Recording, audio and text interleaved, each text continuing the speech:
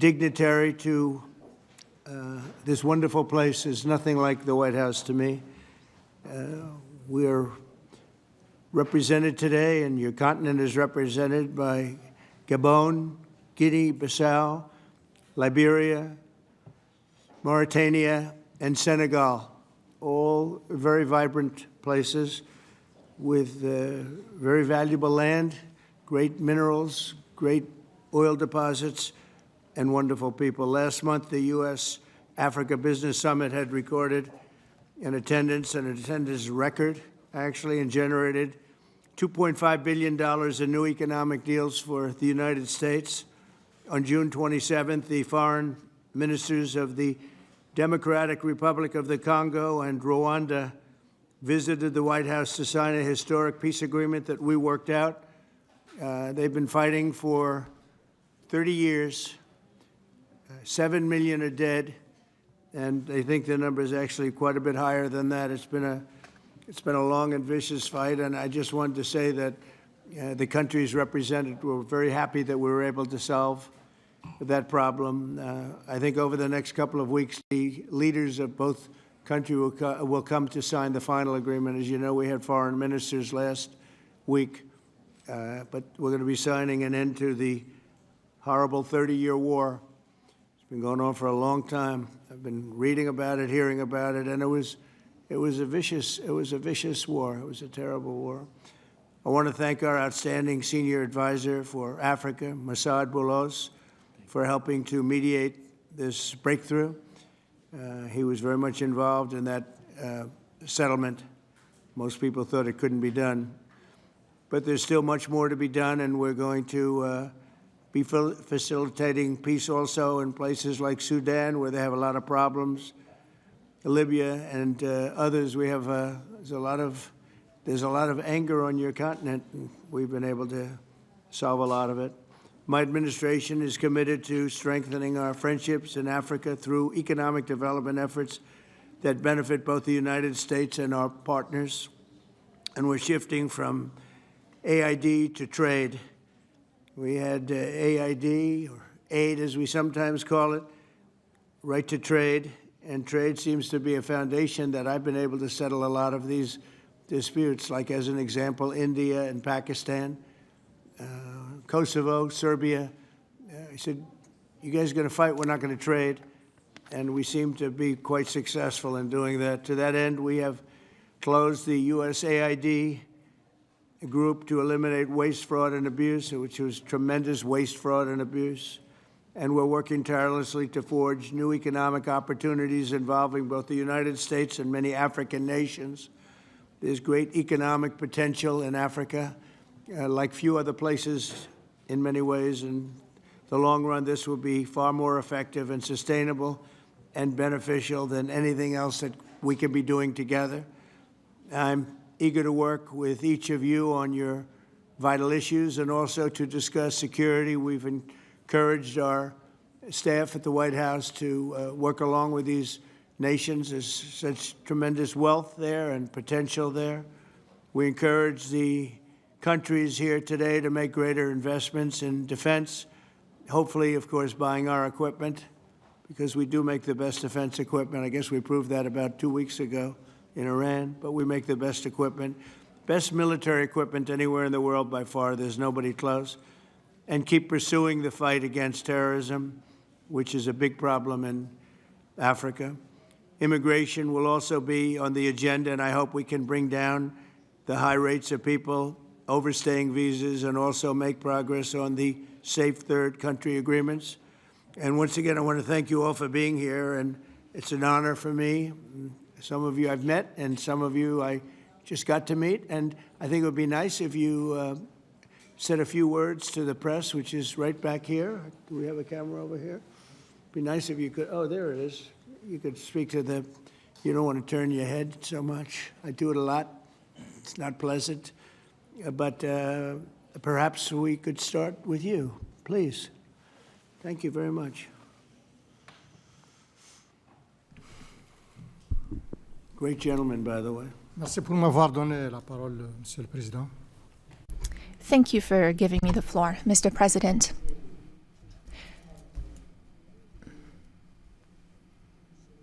First of all,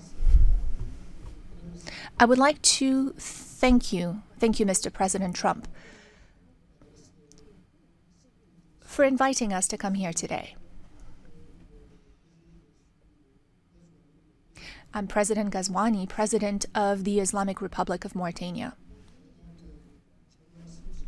Thank you, Mr. President, for this invitation and the invitation you sent to the other colleagues present here today. This is a very strong message from you, and we are receiving this message very well. This is a message of interest that you're sending to us, and it's a message that you're sending to the whole of Africa. All of this is generous on your part. We are receiving this, and we accept this message from you.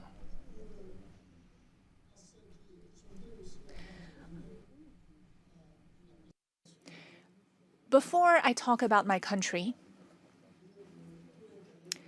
I would like to let you know that we are delighted to see President Trump's commitment to our continent. Mr. President, in the short time you've been back in office, the last few months, you came to the rescue for peace. You did it in Asia with Pakistan and India. The war sort of started, and if it had gone on, the consequences could have been a real disaster.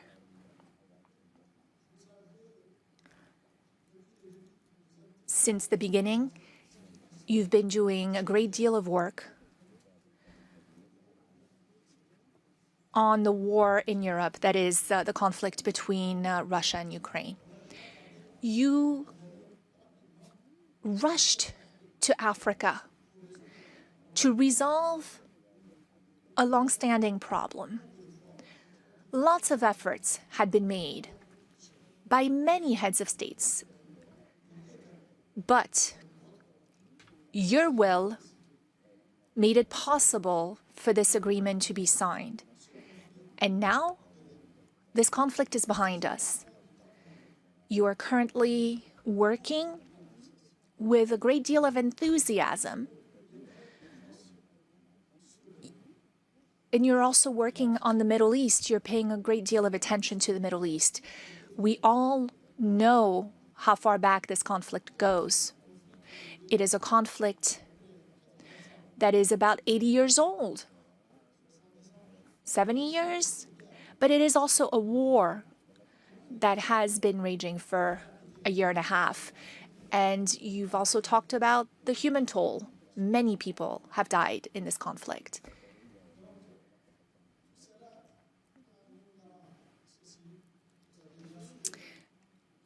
Of course, you also stopped the war between Iran and Israel. That could have been a real disaster for the region. It's a sensitive region to start with. Your work in favor of peace has been tremendous, and we are also very interested in supporting peace in the same way. When there's no peace, like you said earlier today, when there is no peace, a lot of other things are lacking. When there's no peace, it is difficult to have prosperity. It is difficult to have calm, to have a sense of quietness. It's hard to sleep. It's hard to go about your business every day. You understand that well, Mr. President, and you're working on this. So thank you.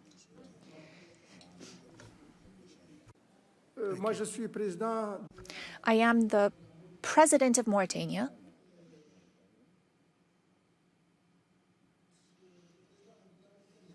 Mauritania is a small country.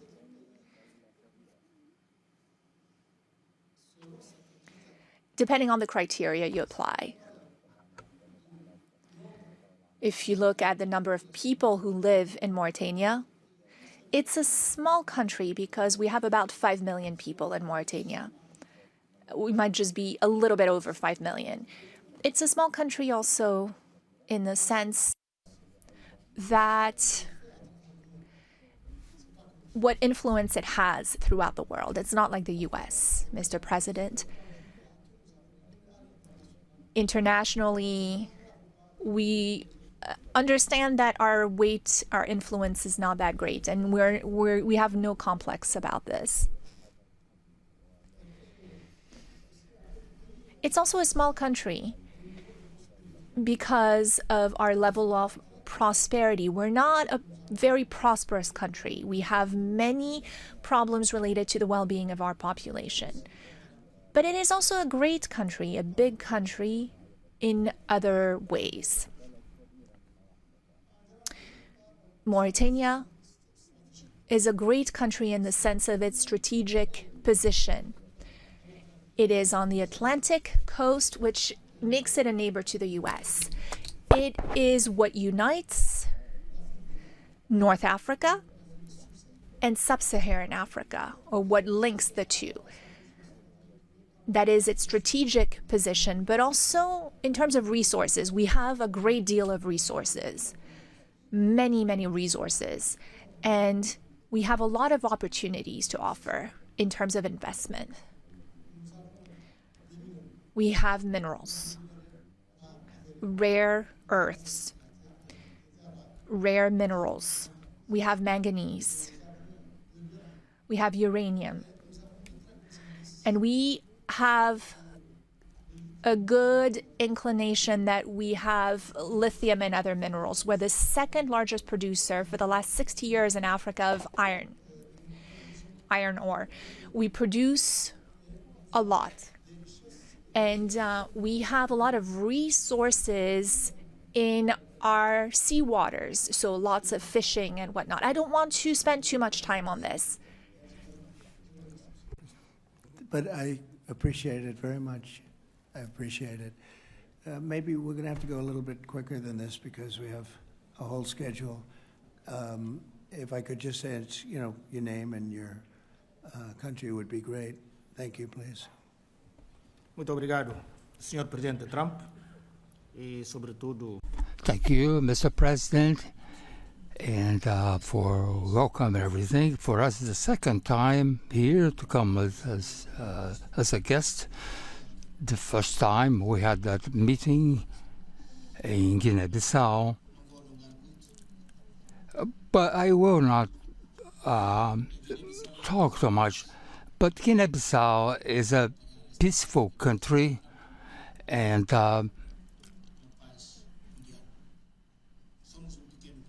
we are a small country, but we are a great state. Not a great state like the United States, but we are a great country as well. And to end,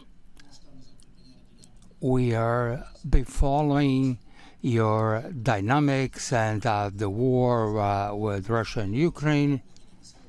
And you can count on Guinea-Bissau. Thank you very much. Thank you, Mr.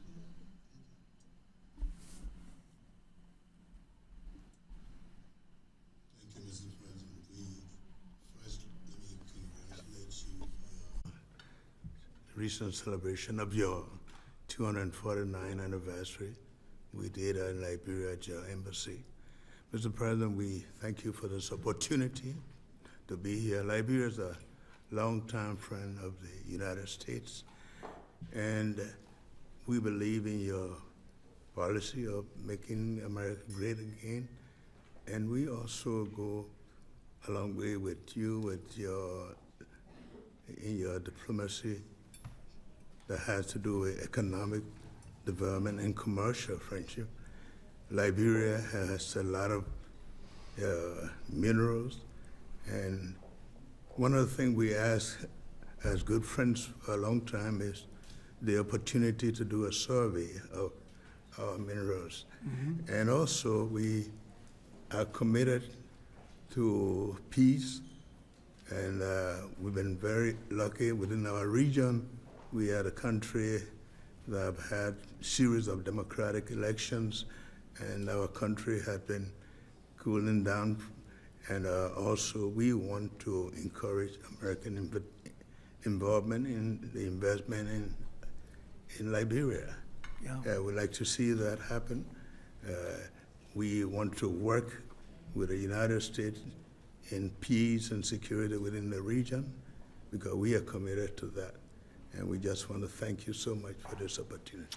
Well, thank you, and such good English, such beautiful. Where did you learn to speak so beautifully?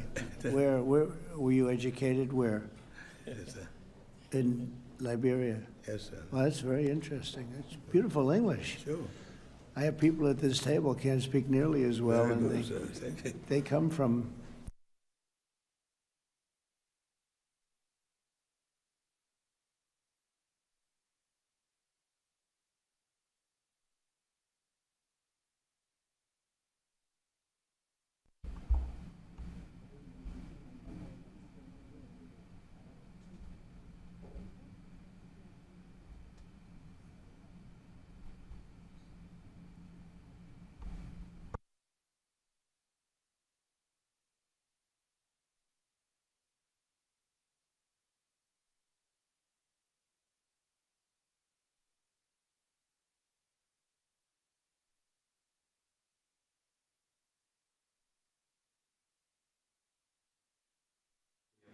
to meet a great American president. Homologue président africain. Je voudrais avant tout remercier ici officiellement No microphone for the speaker. le travail d'amitié entre nos différents pays.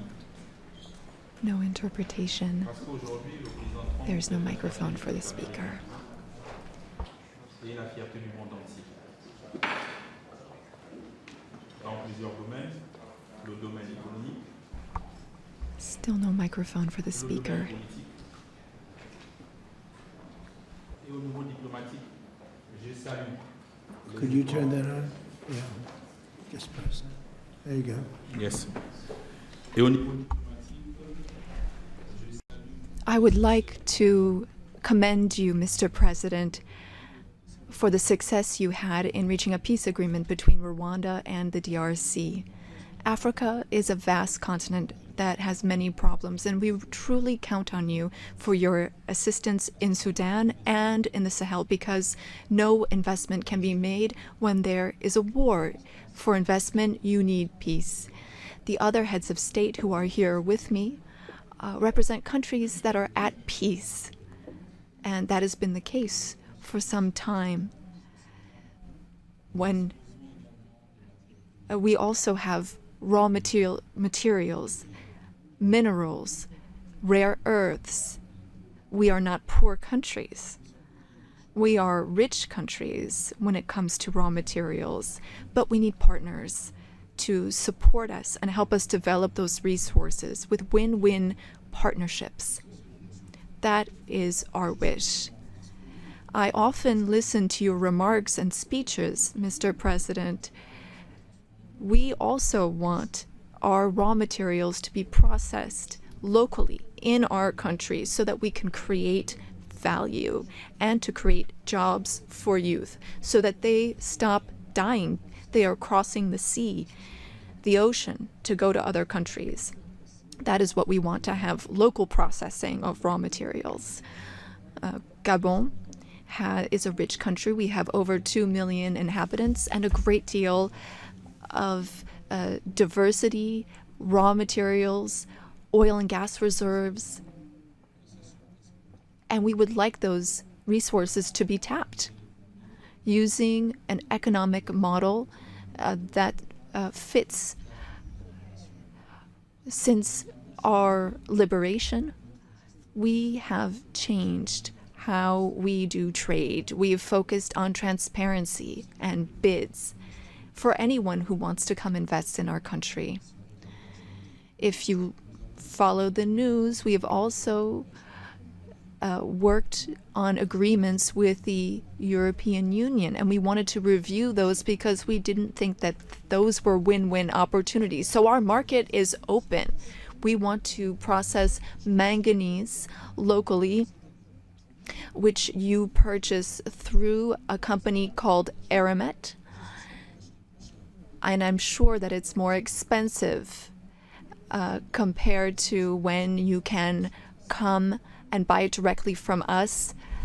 In order to do this local processing, we need 8 to 10 gigawatts of electricity. Again, this is an open bid. Any American company that wants to invest in electricity in Gabon is welcome to take advantage of that opportunity. Now, looking at defense, the Gulf of Guinea is an issue. There is maritime piracy in that area, and we want to work together to stabilize it. You said you had the best equipment, the best military equipment, and that's what we'd like to have so that we can stop maritime piracy in the Gulf of Guinea. We can't do it alone. We need a reliable and strong partner that is committed and that takes real steps, real action. We also need to be pragmatic, and that's what you are. And I'm a general, and I am too. I'm pragmatic. I like it when things move quickly. Our country is free, open to one and all. You are welcome to come and invest. Otherwise, other countries might come instead of you. Thank you. Good job. Thank you very much. Appreciate it. Okay.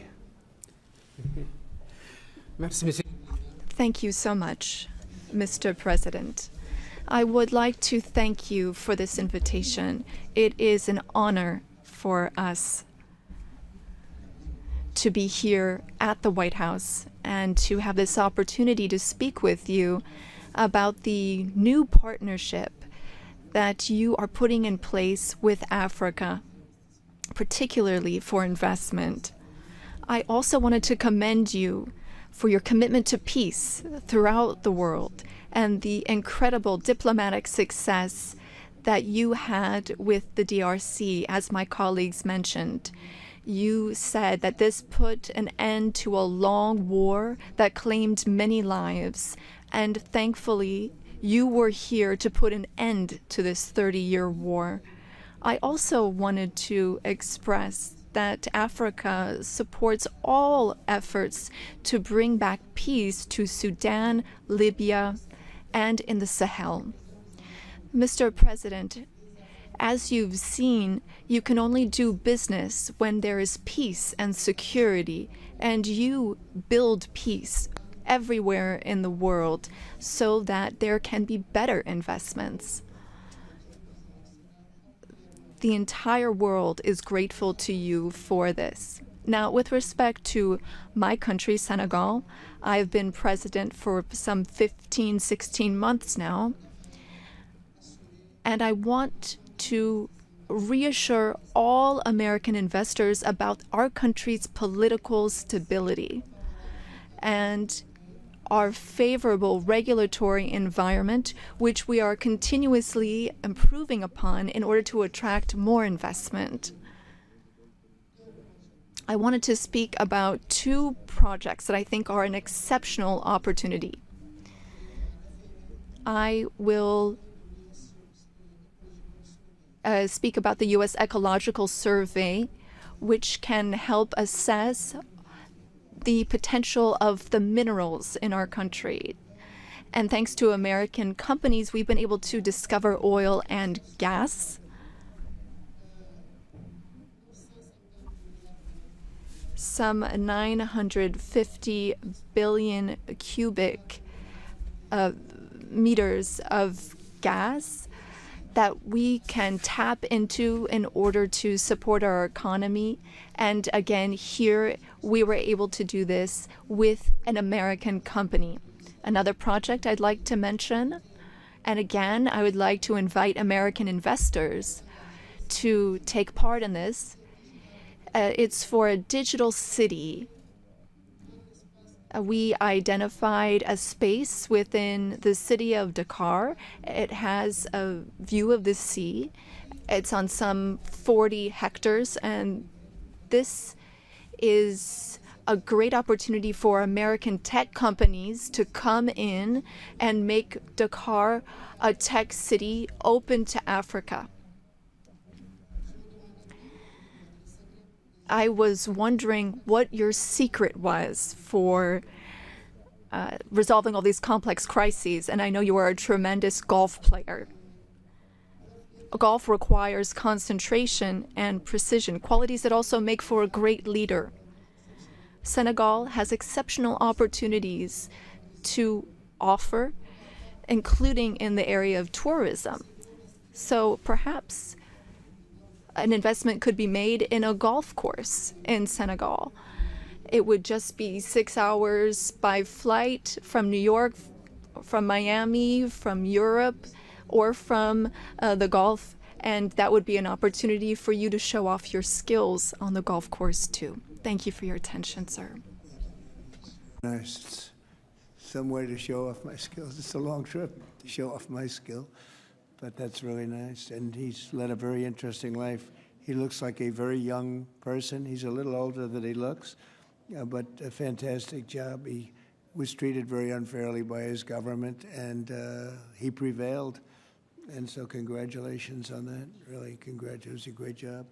And you've all done a fantastic job. And so we'll be talking to you as we have the meal. Do you want to ask any questions, please? Where's my reporter from Africa? There you are. How are you? I'm fine, thank you, Mr. President. Very famous in Africa. Okay? You did it. Thank you, thank you. Thank you. I have one question for the African presidents and one question for President Trump. As you can see, Mr. President Trump, all the African presidents are very happy with your efforts to bring peace in the Democratic Republic of the Congo. My question to you is, today you are making history by receiving 5 African presidents and showing the interest of the United States to collaborate and to work close with the African nations. African continent is watching, African youth is watching, and this new approach that your administration is taking to deal with African nations, not only based on help, but in doing business that everybody can win, is really much appreciated for all the Africans. My question is, are you planning, Mr. President, in the future to travel to Africa to see firsthand all those countries in Africa, all those potential that those countries have? And for the African leaders, my question is, as you can see, President Trump is working to bring peace not only in Africa, but also in the world. Are you all considering to nominate President Trump for a Nobel Prize Peace? That's a very nice reporter. I got to meet her 2 weeks ago when we had the Congo and Rwanda, and we had some other people up from Africa, and I was the first time, but that's a very nice, I appreciate the questions, very nice actually. Would you like to, at some point I would like to go to Africa, absolutely. We're going to see what the schedule is, but at some point I would like to do that very much. Would you like to give a fast answer, please? Thank you very much. Of course, we are supporting this. Microphone, please. Microphone, please. Of course, on soutient cette dynamique pour. We are in favor of this dynamic for peace. We are very committed on peace. I am the first head of state who went to Russia and who went to Ukraine, both, since the start of the war. I held the presidency of ECOWAS, and I went to see Mr. Putin. We spoke for 4 hours, and then I went to Ukraine. I spent 12 hours on a train to speak to President Zelensky. But now the weight of President Trump is something else altogether. We are with you. We are behind you to see what we can do to help bring peace back. No one wins when there's war. So you have our support so that we can bring peace back. Thank you. Thank you very much. Appreciate it. Go ahead, please. Thank you, Mr. President Trump. Thank you for your questions. A Nobel Peace Prize, well, I don't see any problem with it. I think that President Trump deserves it for all the efforts that he's worked on. And he brought peace back in the SEAC region. That is my region, the region where DRC and Rwanda signed a deal. And so he is now bringing peace back into a region where that was never possible. So I believe that he does deserve a Nobel Peace Prize. That is my opinion on this. Well, thank you very much. Very nice. Thank you. I didn't know I'd be treated this nicely. This is great. We could do this all day long. Thank you very much. Please, go ahead. Mr. President, I believe that we have to continue to support America in the strength to be able to bring about peace in the world. America is a melting point and also a country that we all look forward to. And I want to encourage you, because without peace, we can't have a world to live in. And we stand with you on that. That's right. Thank you. Well said. Please. Thank you, Mr. President, and thank you for your question. Very important question indeed. Forgive me for saying this, but unfortunately, I don't really understand. I don't know how things work when it comes to Nobel Prizes, but I can guarantee you that Mauritania would never be opposed to President Trump receiving a Nobel Peace Prize, because he's already working very hard in favor of peace throughout the world, with no distinction, no regard to what continent it's on, and he's working on areas where there are tensions everywhere, and he's committed towards peace, and our world needs more peace. Thank you. Very much. Thank you. Thank you very much. The jury will decide. It's not a matter of voting amongst our countries, but what is for sure is that the results and the work has been done in such a short amount of time show that you would be a good recipient. And I'm sure that the jury sees that, and the rest of the world sees it as well and understands it. When the time comes, I think everyone will see that it is a deserved prize.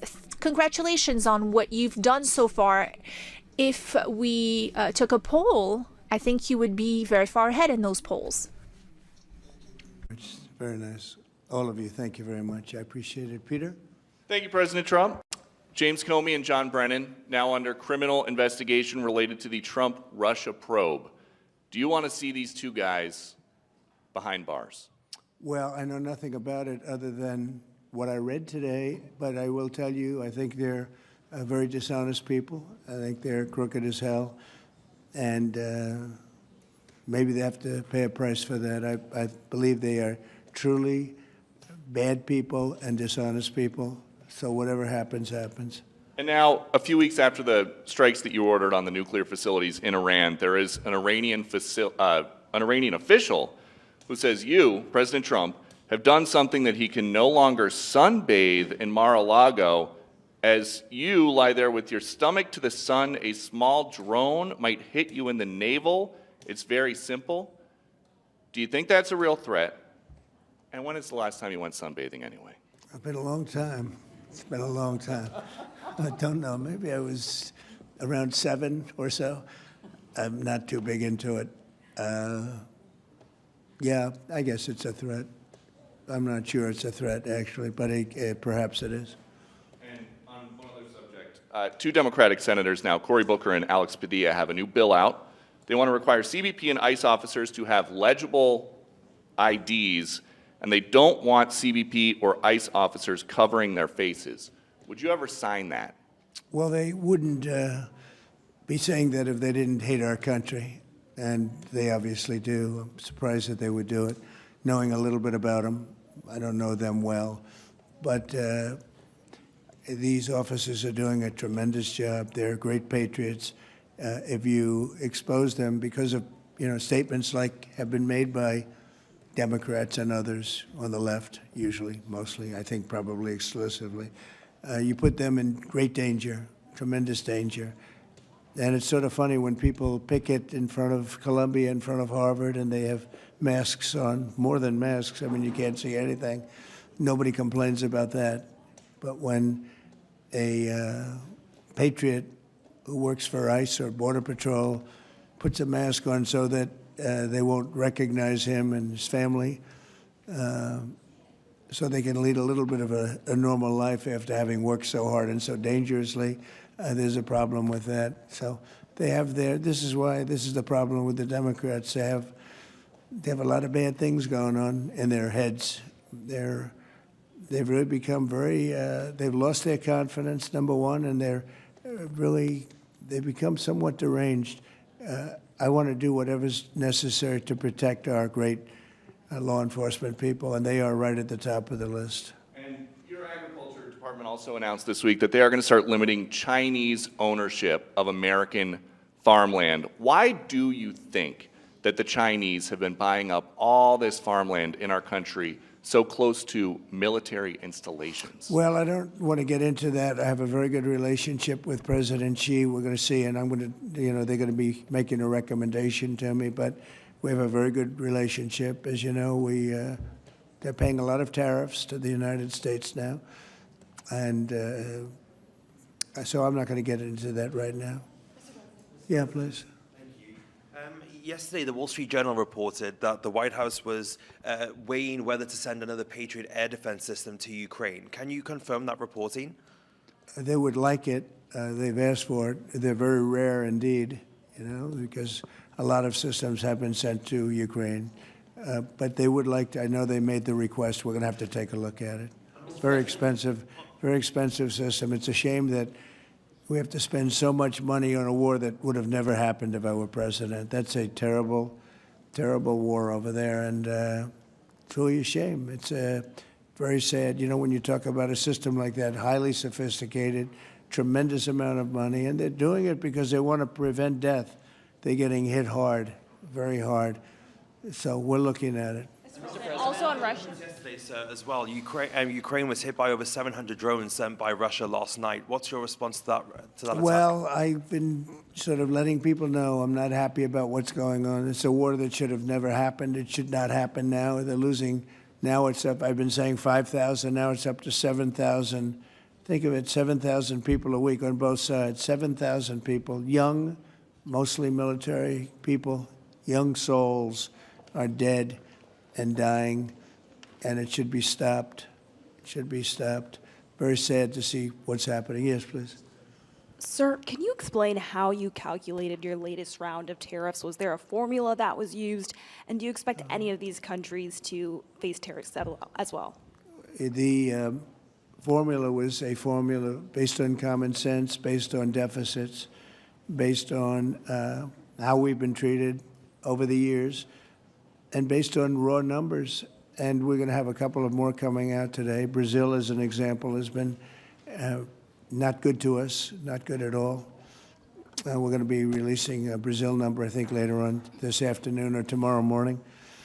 But they're based on very substantial facts and also past history.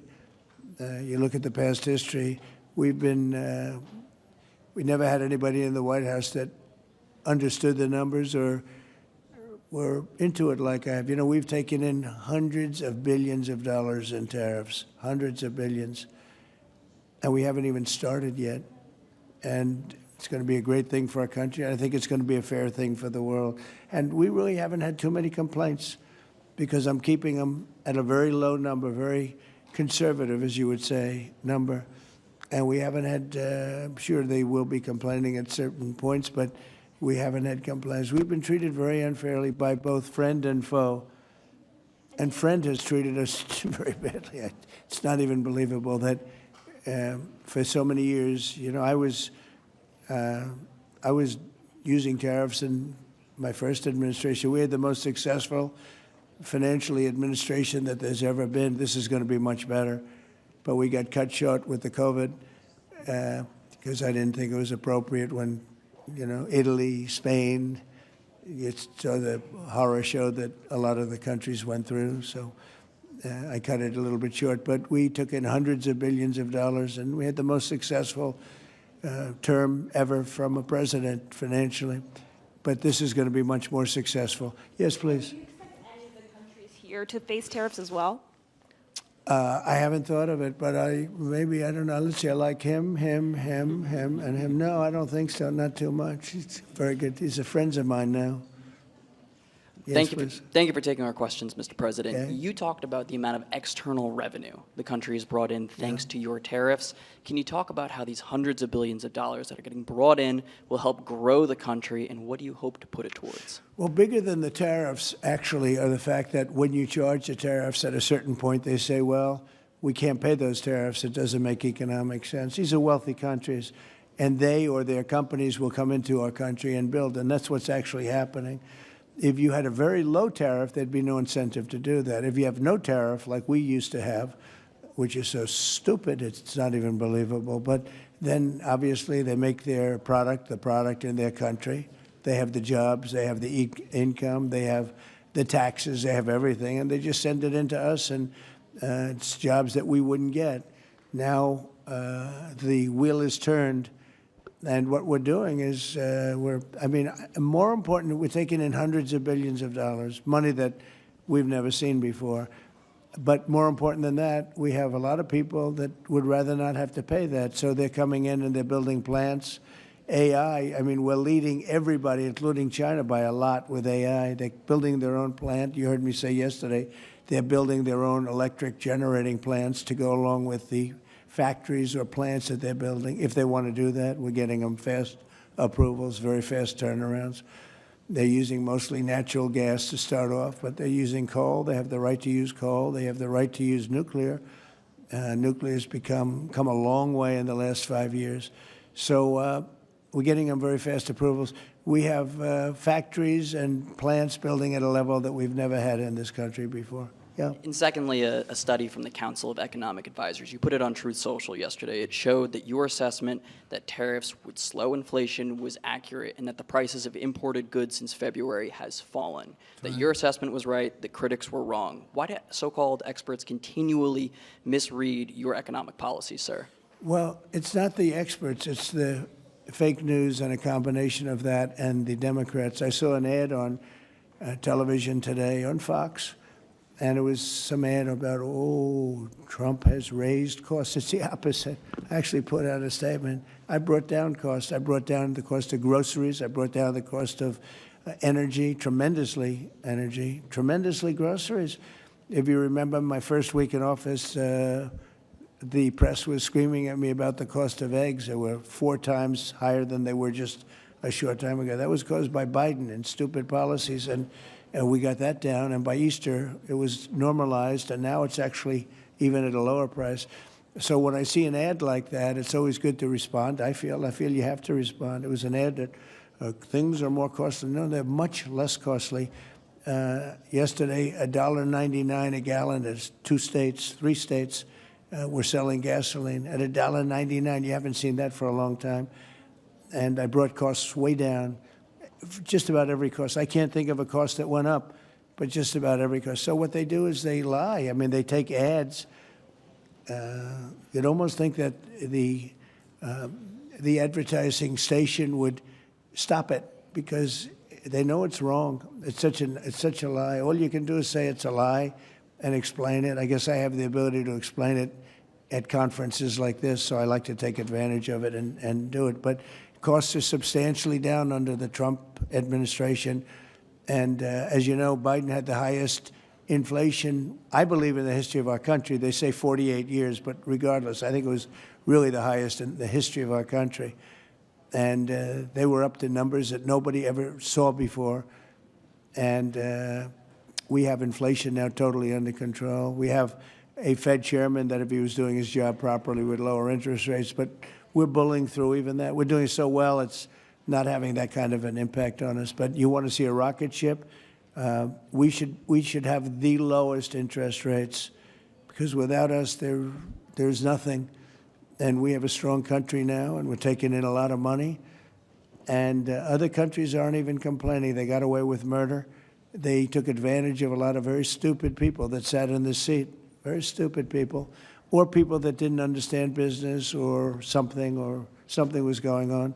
But hard to believe that they got away with it for so many years. But now, and I'm treating them very fairly. Again, we have countries with tremendous deficits with us, where we have, where we essentially lose a lot of money. And we are changing that around very rapidly, and I think it's about time somebody did it. Sir, President? Yeah, please. Sir, yesterday you said that you were not sure who ordered the munitions halted to Ukraine. Have you since been able to figure that out? Well, I haven't thought about it, because we're looking at Ukraine right now and munitions, but I have not gone into it. What does it say that such a big decision could be made inside your government without you knowing? I would know. If a decision was made, I will know. I'll be the first to know. In fact, most likely I'd give the order, but I haven't done that yet. Yeah, please. Sir, can I ask how your meeting with Netanyahu went over the last couple of days, and how realistic do you think a ceasefire is this week? Well, we're talking about Gaza for the most part. I think we have a chance this week or next week. Not definitely. There's nothing definite about war and Gaza and all of the other places that we all deal with so much, but there's a very good chance that we'll have a settlement, an agreement of some kind this week, and maybe next week if not. As well, sir. The African Growth and Opportunity Act, which has been central to many sub-Saharan countries having access to the U.S. market, that's due to expire in September. Are you hoping to extend that beyond it? Well, we'll take a look at that. Yes, please. Thank you. That's up to Congress to take a first crack at. We know that program's been in place for about 20 years, and at the end result of that, we see a lot of other countries operating in Africa. We still see a lot of tariff and non-tariff barriers in Africa. So I think any discussion about that act would also have to think about how we address those kinds of barriers. Yeah, Peter. President Trump, in Alvarado, Texas, a few days ago, 10 people wearing all black allegedly set off fireworks outside an ICE office to lure the officers out so they could ambush them, shoot at them. They had guns and vests and two-way radios. Do you think that this was an isolated incident, or do you think there's a national threat of a left-wing militia that is targeting ICE and CBP? Well, I think you have some very stupid people in the left who have some money that are making it available to these people, because you look at the guns they had, they were brand new. You look at even the clothing they were wearing, it looked like it just came out of some military shop. So you have some very stupid people that, if anything ever happened, they'd be the first to go. They don't understand that. They'd be the first to go. They'd be the first ones hit. But there is money being put behind people. When you look at the weapons they have, the newness of the weapons, rifles that just came out and they have the latest model. So there's something going on, and we'll get to the bottom of it. And what do you think the penalty should be for these people who are, if they are found guilty, for people who shoot at ICE officers? Very, very stiff. Very stiff. A long time in jail, a long time. And one got hit yesterday in the neck. And he fortunately is going to be okay, but he got hit yesterday in the neck. No good. And what would you think if I read you a quote from a lawmaker who says about ICE, to abolish it, to treat them as criminals or anything that is inappropriate and outrageous? And I told you that that was Democrat John Fetterman. Wow. It's, by the way, I assume when you read that, because you paused in the middle, you're going to have to read that again without the pause. Could you read that again, please? To abolish it, to treat them as criminals or anything that's inappropriate and outrageous. So he's saying that to treat the people that did the shooting is... Oh, okay, good. Because the way you read it, it really was the opposite. But that's okay. That's all right.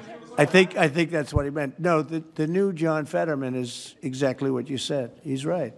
He's right, and we have to protect our police officers, and we will. And we have been, if you saw the stats released by the FBI the other day, the Murder rates way down, the lowest it's been in a long time, and that took place over the last 6 months. For the last 6 months, murder, it's a hell of a subject to have to talk about, but murder is way down at almost getting to be modern-day records. So that's despite the fact that we have a lot of people that came into the country that shouldn't be here.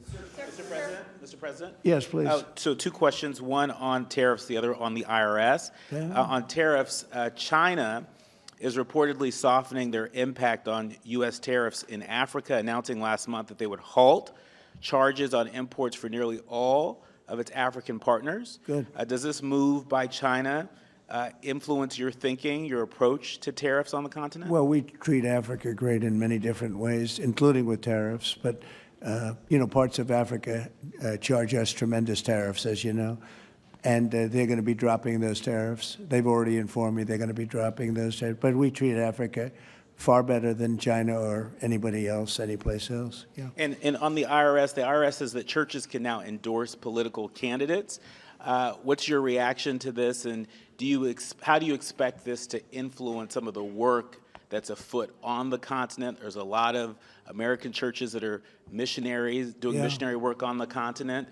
Do you support that? I love the fact that churches can endorse a political candidate. I think so, because we have a lot of respect for the people that lead the church, for the pastors and the ministers and the rabbis and the all different leaders, all different religions, and people respect those people. And I think there's nothing wrong. It was a very big penalty if that took place just a little while ago. They had a thing called the Johnson Act, and it was a very big penalty. I think it's great if a pastor, minister, priest, rabbi, and we could very much go into your religion, by the way, which is something that people are having great respect for throughout the world. If somebody of faith wants to endorse, I think it's something that I'd like to hear, and I can guarantee you, the people that they're with every Saturday or Sunday, or whenever it is they're with, they want to hear from these people, and it was a very severe penalty. Those people were not allowed to speak up. Now they're allowed to speak up. No, I think it's terrific. Mr. President, your administration took new actions against Harvard University today. Are you still optimistic about reaching a deal with the university? Oh, yeah, I think so. Harvard's been very bad, totally anti-Semitic, and they'll absolutely reach a deal. Peter? I just got a text from our colleague John Roberts. He says that we are now reporting the guy who was arrested in the Alvarado, Texas incident for tampering with the evidence was a green card recipient under the Biden administration and a prior DACA recipient. What do you think of that? It's very sad. It's very bad. A lot of them are here. We came in 21 million. I think it's higher than that, by the way, but they say 21 million people came in. Many of them are criminals. Many of them are murderers. 11,888 is what they say are murderers. And they came in through open border policies, no checking, no vetting, no nothing. And we have a lot of that. And despite that, we have crime down, which is pretty amazing. And this is a And long say hello meeting, to so John. Say hello to John Roberts. I will. I'm sure he's watching this right now. A lot of news has broken since we've been in here. Axios says a secret White House meeting between Steve Witkoff, Ron Dermer, and a Qatari envoy on Tuesday led to significant progress in the negotiations over the Gaza hostage and ceasefire deal. What can you tell us about this It's secret very possible. meeting? I will tell you we're getting very close to a deal. I don't know if it's secret or not secret, but it doesn't matter to me. Secret's fine if it gets us to where we want to be. We want to have a ceasefire. We want to have peace. We want to get the hostages back. And I think we're close to doing it. Okay? Thank you all very much. Thank you very much. Thanks, President Trump. Thank you, Peter.